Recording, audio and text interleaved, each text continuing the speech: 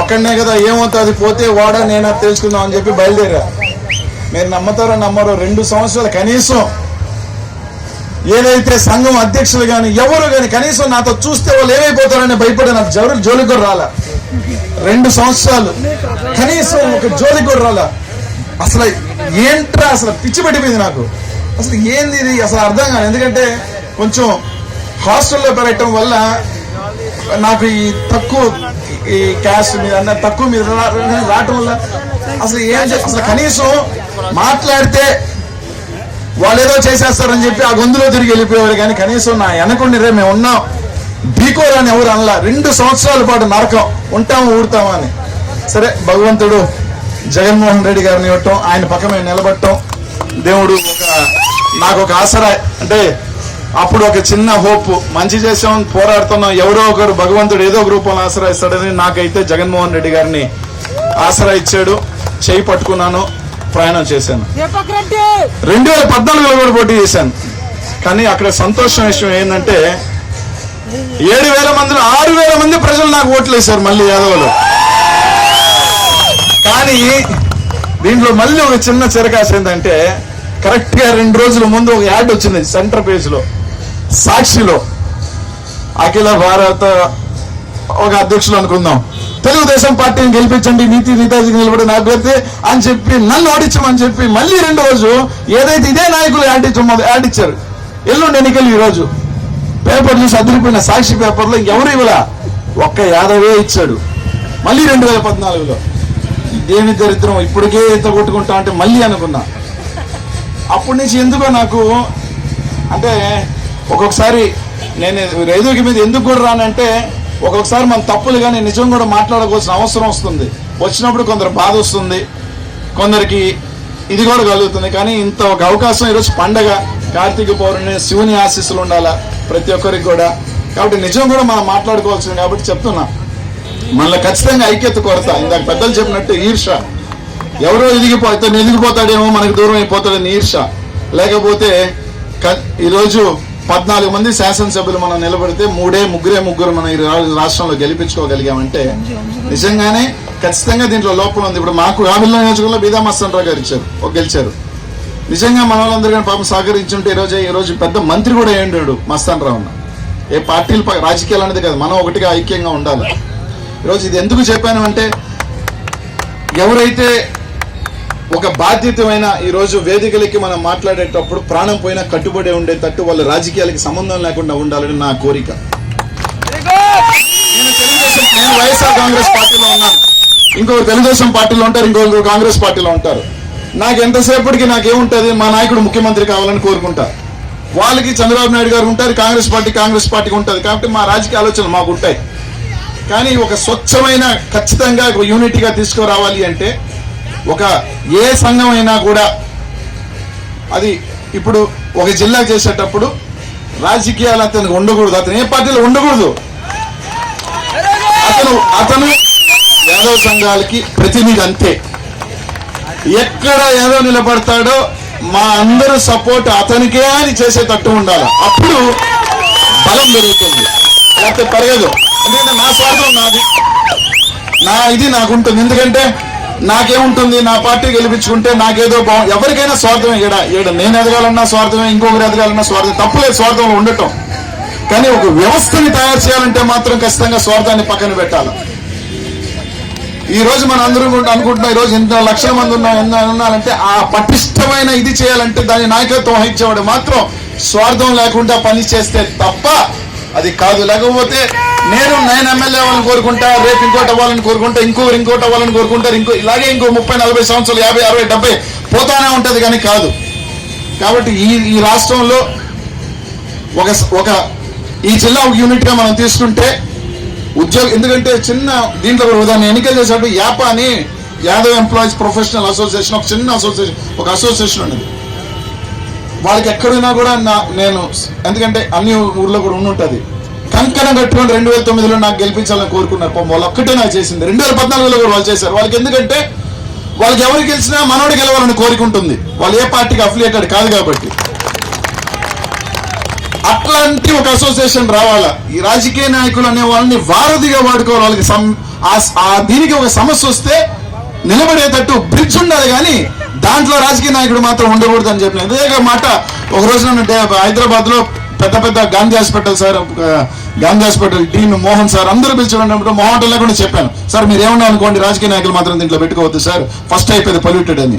ఎందుకంటే మా స్వార్థాలు కాబట్టి. ఎందుకంటే అట్లా ఉంటేనే మనం ఈ రోజు మీద పెద్దలు చెప్పినట్టు ఈ రోజు ఎవరికి మీద ఇచ్చినా గెలిపించాలి అంటే ఒక రాజకీయానికి సంబంధం లేని ఒక వ్యవస్థని తయారు చేసుకుంటే ఎవరు ఎక్కడ పోటీ చేసినా అరే మన అభ్యర్థి అక్కడ ఉన్నాడు, మనందరం అతనికి చేయాలి. ఒక తీర్మానం చేసుకునే శక్తి అప్పుడు ఉంటుంది, లేకపోతే ఉండదు.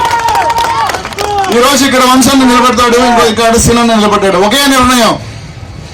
ఇక్కడ ప్రతి ఒక్క ఓటు వంశానికి పడాలా, అక్కడ ప్రతి ఒక్క ఓటు శిలానికి పడాలని కోరుకుంటే ఆ తీర్మానం మీరు తీసుకోగలిగే శక్తి రావాలి అంటే ఆ విధంగా కోఆర్డినేషన్ చేసుకోండి.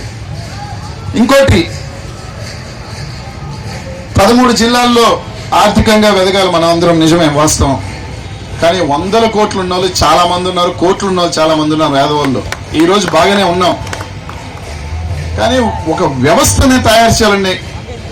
ఏదైతే ఈరోజు ఉద్యోగస్తులు, వ్యాపారస్తులు, సంఘానికి సేవ చేసే వాళ్ళందరూ ఒక వ్యవస్థగా తయారవ్వండి. ఫండ్ రైజ్ చేసుకోండి. ఎక్కడైతే ఆర్థికంగా చదువుకోలేని వాడికి చదువు అందించండి, ఎవరికైతే ఆర్థికంగా వ్యాపారం ఉండాలంటే వాడికి సహాయం చేయండి. అట్లాగే ఒక కమ్యూనిటీని, ఒక బలమైన కమ్యూనిటీని తయారు. ఎందుకంటే ఈరోజు మనం అందరం చెప్తున్నాం ఇక్కడ పలానాతే మనం నిలబడతాడు, కానీ నిలబడిన తర్వాత అతను మనకి చేస్తాడా లేదా అని తర్వాత సంగతి అయితే అక్కడున్న ఒక ఏదైతే ఆర్గనైజేషన్ ఉందో ఆ ఆర్గనైజేషన్ శాసించే విధంగా ఉండాలి ఆ వ్యక్తిని, అప్పుడే కరెక్ట్గా అవుతుంది. లేకపోతే నేను ఎమ్మెల్యే అయిపోయిన తర్వాత నాకు అందరూ కావాలని కోరుకుంటాను, కానీ రేపు మళ్ళీ నన్ను గెలిపించాలంటే వాళ్ళు డిసైడ్ చేయగలగాల. ఈరోజు మన 30,000 ఓట్లు ఈ నియోజకవర్గంలో ఉన్నాయి అంటే ఎవరు గెలవాలా ఎవరు ఓడాలా అనేది నిజాయితీ చేసే సంఘం ఉండాలి అంటే మీరు అది ఆ 30,000 మందిని కోఆర్డినేట్ చేసే శక్తి, ఆ స్ట్రక్చర్ ఆ సంఘానికి ఉండాలి. ఈరోజు 30,000 మంది ఉన్నారు అంటున్నారన్నా, బానే ఉంది. డేటా ఎవరి దగ్గర ఉందా? ఎంతమంది ఉన్నారని మనకు తెలుసా? ఎక్కడ చదువుకున్నారని మనకు తెలుసా? సిస్టమ్ లేదు. ఒకటి ఏర్పాటు చేస్తే పలానా ఈదో ఒకడు ఉన్నాడు, పలానా ఆంధ్ర యూనివర్సిటీలో ఈ చదువుతున్నా ఈ చదువుతున్నా కొట్టే మనం. ఈరోజు టెక్నాలజీ పెరిగిపోయిందన్న, టెక్నాలజీ విపరీతంగా పెరిగిపోయింది. మనకి ఎవరు ఏం చేస్తున్నాడు ఒక రూమ్ లో కూర్చొని మనం గీయొచ్చు. టెక్నాలజీతో వాడుకుంటూ మనం ముందుకు వెళ్దాం. ఖచ్చితంగా ఈ రాష్ట్రంలో లక్షల మంది ఉన్నారని చెప్తున్నాం, ఎంత మంది ఉన్నారని కరెక్ట్ గా నోట్తో చెప్పే శక్తి మనకు ఉందా? లేదు. అంటే అట్లాంటి 13 జిల్లాల్లో ఒక స్ట్రక్చర్ తయారు చేసేదానికి పెద్దలు లాంటి వాళ్ళ ఆశీస్సులు తీసుకొని, మన దాంట్లో కూడా చదువుకున్న వాళ్ళు చాలా మంది ఉన్నారు, ఉద్యోగాల కోసం ఎదురులాడే చాలా మంది ఉన్నారు. పర్వాలేదు, అట్లాంటి వాళ్ళందరూ కూడా ఉద్యోగం ఇద్దాం, ఒక ఆర్గనైజేషన్ తయారు చేద్దాం. ప్రతి మండలానికి ఒకరిని ఇద్దాం, వాడికి జీతం మనం ఇద్దాం. టౌన్ లో 20-30 మందిని పెడతాం, జీతాలు మనం ఇద్దాం. చాలా మంది దగ్గర మన దగ్గర డబ్బులు ఉన్నాయి, అందరూ కలిసి అడుగు ముందుకు వెళ్తాం.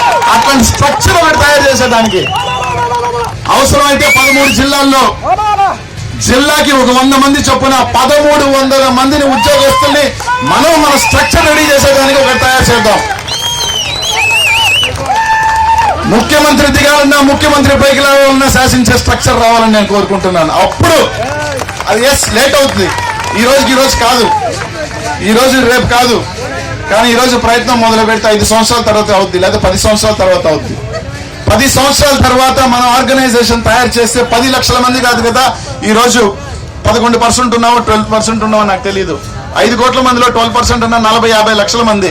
10 లక్షల అటు ఇటు వేసినా ఈ సంస్థ శాసిస్తే 30 లక్షల మంది ఓట్లు ఇట్టే పడతాయి, లేకపోతే ఇట్టే పడతాయి అని తెలిసినప్పుడు ఏ ముఖ్యమంత్రి అయినా కూడా లాల్ సలాం కొడతాడు, మనం అడిగింది ఇస్తాడు. ఈరోజు అందరూ తీసుకుంటారు, మనం తప్ప. ఈరోజు అన్ని వాళ్ళు తీసుకుంటున్నారు, మనం తప్ప. కాబట్టి అట్లాంటి స్ట్రక్చర్ కి ఆర్థికంగా స్థిరపడున్న వాళ్ళందరూ కూడా ముందుకు రండి. ఒక ఆర్గనైజేషన్ తయారు చేస్తాం, నిస్వార్థమైన ఆర్గనైజేషన్. చదువుకున్న వాళ్ళని, రిటైర్డ్ వాళ్ళని తీసుకున్న అవసరం అయితే వాళ్ళని ఎంగేజ్ చేద్దాం. ఏ ఊర్లో ఎవరున్నారు, ఎక్కడ ఎవరున్నారు, ఎవరికి ఏ కష్టం ఉంటే వెతుక్కొని మనం పోయి సాయం చేద్దాం.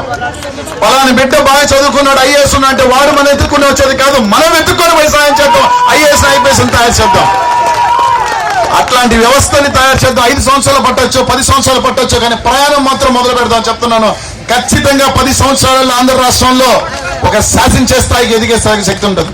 కనీసం మనం కాదు, మన తరం, నెక్స్ట్ తరం ఆ విధంగా పోదాం. లేదంటే ఎన్నో సంవత్సరాలు మనం సభలు పెట్టుకుంటూనే ఉంటాం. 30, 40, 50, 60, 70 సంవత్సరాలు తప్ప ఇంకొక 10 సీట్లకి ఇంకో 13 సీట్లు పెరుగుతాయి. 14 సీట్లు, లక్షల మందిలో 15 మందో 16 మందో పెరుగుతాం, కానీ 30 లక్షలు మాత్రం ఎదగం. కాబట్టి అట్లాంటి వ్యవస్థకి తయారు చేద్దామన్నా ఖచ్చితంగా అట్లాంటి దానికి పాటుపడదాం. మెరిట్ స్టూడెంట్స్ ని బాగా చదువుకున్న వాళ్ళని ఎంగేజ్ చేసుకుందాం. మహిళల్ని తీసుకుందాం, దాంట్లోకి మనమే ఉద్యోగాలు ఇద్దాం. ఒక సంస్థని తయారు చేద్దాం. ఎందుకంటే మీరు ఆర్య వైశ్యుల కమ్యూనిటీ ఎలక్షన్స్ మీరు చూసారో లేదో నాకు తెలియదు. ఎంత సిస్టమేటిక్ గా ఉంటుంది వాళ్ళ సంస్థ. వాళ్ళు చేయంగా మనం ఎందుకు చేయలేం? కుట్రలు, కుతంత్రాలు, పోట్లు, ఒడుపులు అన్ని దగ్గర ఉంటాయి. వాళ్ళ దగ్గర కూడా ఉన్నాయి. వాళ్ళ దగ్గర లేదని కదా, వాళ్ళ దగ్గర కూడా ఉన్నాయి. కానీ ఒక వ్యవస్థ అట్లా ఉంది. మనం కూడా అట్లా ఉందామన్నా ఖచ్చితంగా అట్లాంటి దానికి ప్రతి ఒక్కరు కూడా యువకులు ఈరోజు చాలా మంది, ఎందుకంటే ఇప్పుడున్న యంగ్స్టర్స్ చాలా స్పీడ్గా ఉన్నారు. ఎందుకంటే నా దగ్గరికి పెద్దోళ్ళన్నా జంకన వస్తారేమో, కానీ యంగ్స్టర్స్ మాత్రం విపరీతంగా నా వస్తారు. కేవలం నేను కుర్రాడినేమో కానీ తెలియదు, కానీ ఆ స్పీడ్ ఉంది వాళ్ళ దగ్గర. వాడుకుందాం ఖచ్చితంగా. ఈరోజు అదే కాకుండా ఒక తీర్మానం చేసుకుంటే ఎంతమందికి ఈరోజు అది 13 అంటే 2 పార్టీలు కలిసి 13 మందిని 14 మంది అని 13 మంది శాసనసభలో అడుగుపెట్టే విధంగా ఉండాలి. ఆ విధంగా అన్ని రకాలుగా వాళ్ళకి సహాయ సహకారాలు అందిద్దాం. అట్లాంటి వ్యవస్థని తీసుకొద్దాం, కష్టపడదాం దానికోసం. దానికి మీ అందరు సహాయ సహకారాలు అందించాలి. దానికి రాజకీయ నాయకులు ఒక వారధిగా ఉండాలని కోరుకుంటున్నాను. ఖచ్చితంగా ఒక మంచి వ్యవస్థను తయారు చేసుకునే అవకాశం నాకు ఇచ్చి, ఎందుకంటే అప్పుడప్పుడు వేదికలు వచ్చినప్పుడు ఖచ్చితంగా మనం ఎన్ని చెప్పుకున్నా కూడా కొన్ని నిజాలు కూడా మనం మాట్లాడుకోవాలి. మన లోపాలు అందరి బిడ్డల్ని ఈరోజు చదివించాలి. కానీ చదివించాలంటే వాళ్ళు ఎవరిని, ఇప్పుడు పేదవాళ్ళు ఉన్నారు, చదివించాలన్నారు, కానీ ఎవరి దగ్గరికి పోతారు?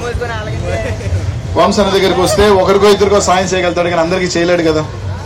ఎంఎం కొండ దగ్గరికి ఇట్లా ఉండిస్తే ఒక 5 మందికి మన అంటే 100 మందికి చేయగలుగుతాం, 200. అలా కాకుండా ఒక వ్యవస్థని తయారు చేసే విధంగా మనం ముందుకు వెళ్దామని చెప్పి అందరినీ కూడా కోరుకుంటున్నాం. ఒక పండుగ రోజు నాకు అవకాశం ఇచ్చినందుకు ఖచ్చితంగా తెలియజేస్తున్నాను. ఇందాక నాకు చెప్పినట్టుగా విశాఖపట్నంలో యాదవ్ సభ పెడితే బీచ్ రోడ్డు నిండిపోతుంది అని చెప్పినాడు. ఖచ్చితంగా విశాఖపట్నంలో ఒక యాదవ్ గర్జన పెట్టండి అన్నా. బీచ్ రోడ్డు నిండే విధంగా యాదవ్ గర్జన ఉండాలా. ఆ గర్జన మనం దేహి అనాల్సిన అవసరం లేదన్నా. ఎవరో దగ్గరికి పోయి వాళ్ళు వచ్చి మనల్ని దేహి అంటారు. అడుక్కుంటే వచ్చేది కాదన్న రాజకీయం, పెరుక్కుంటే వచ్చేది నా రాజకీయం. ఆ విధంగా పోటీ తీసుకుందాం, ఖచ్చితంగా వస్తుంది. ఖచ్చితంగా విశాఖపట్నం గర్జించే విధంగా పడేదాకా ఉండండి. ఖచ్చితంగా ఎవరైనా ఇస్తారు, వైఎస్ఆర్ అన్నా ఇస్తుంది, టీడీపీ అన్నా ఇస్తుంది, మేయర్. ఖచ్చితంగా దానికి మనం పోవాల్సిన అవసరం లేదు. ఖచ్చితంగా వాళ్ళే దిగొచ్చి దండం పెట్టి మన టికెట్ ఇచ్చిపోతారని చెప్పి తెలియజేసుకుంటూ, తప్పకుండా ఈ అవకాశం నాకు ఇచ్చినందుకు పెద్దలందరికీ కూడా ధన్యవాదాలు తెలియజేసుకుంటున్నాను. ఖచ్చితంగా ఈ విశాఖపట్నంకి నన్ను కూడా ఎన్నికల కోఆర్డినేటర్ చేశాను కాబట్టి అప్పుడప్పుడు వస్తుంటాను. ఖచ్చితంగా మీ అందరూ ఆదర అభిమానాలు ఆశీస్సులు ఉండాలని చెప్పి కోరుకుంటూ ఐక్యంగా కలిసి కట్టుగా ముందుకు పోదాం. ఈర్ష్యా దేశాలు ఖచ్చితంగా ఒక కుటుంబంలోనే ఉంటాయి. ఒక కుటుంబంలోనే అన్ని గొడవలు ఉంటాయి. అయినా కూడా ఒక సమస్య అంటే ఒక కుటుంబానికి ఒకటవుతాం. అన్న తమ్ముల మీద గొడవలు ఉంటాయి, అందరికీ గొడవలు ఉంటాయి. కుటుంబంలో గొడవలు లేని కుటుంబం ఉండదు. కానీ ఒక సమస్య అంటే మాత్రం కుటుంబం ఒకటైపోతాం. ఆ విధంగా మనకి 100 సమస్యలు ఉన్నా కూడా ఒక యాదవుడికి సమస్య అన్నా, ఒక యాదవుడికి కష్టం అన్నా, ఒక యాదవుడి పోటీ చేసాడన్నా, ఒక యాదవుడికి ఇది ఉన్నా కూడా అందరం ఒకటిగానే ఉంటాము అన్న ఒక ఇదిగా తీసుకురావాలని చెప్పి మిమ్మల్ని అందరూ కూడా కోరుకుంటూ, ఈ అవకాశం నాకు ఇచ్చిన పెద్దలందరూ కూడా పేరున నా ధన్యవాదాలు తెలియజేసుకుంటూ, ఎంతమంది పోటీ చేస్తారో వాళ్ళందరూ కూడా విజయకేతనం ఎగిరే విధంగా మీ ఆదరాభిమానులు ఆశీస్సులు ఉండాలని, ఆర్థికంగా ఉండాలని చెప్పి ఆ శివుని ఆశీస్సులు, కృష్ణుడి ఆశీస్సులు మనందరికి కూడా మెండుగా ఉండి ఈ ఆంధ్ర రాష్ట్రంలో కూడా జెండా ఎగరేసే రోజు రావాలని చెప్పి మనస్ఫూర్తిగా కోరుకుంటా భగవంతుని తెలియజేసుకుంటూ సెలవు తీసుకుంటాను. జై హింద్.